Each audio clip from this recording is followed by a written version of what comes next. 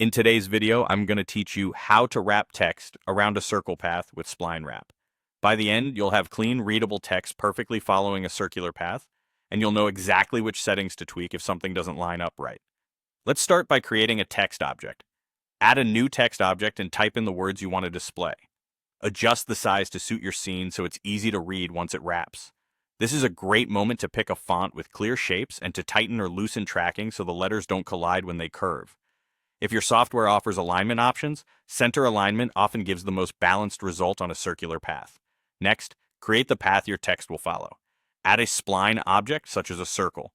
This circle will control how tightly the text curves, so set its radius with your final composition in mind.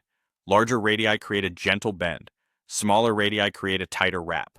It helps to rename the spline so you can find it quickly later. Now orient the spline so the text will wrap in the direction you want.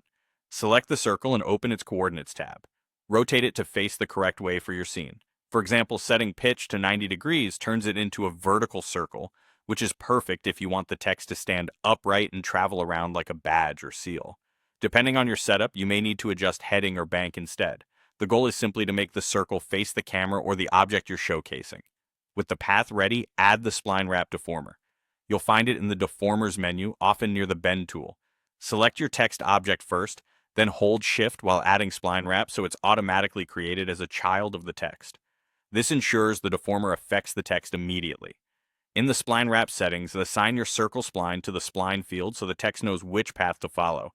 If the text stretches oddly, switch the mode to keep length to preserve the lettering. If the direction or alignment looks off, try changing the axis setting to match your text orientation, and use offset or the From's 2% to slide the text around the circle and position it precisely. Flipping the circle's rotation can also correct upside-down results. That's it.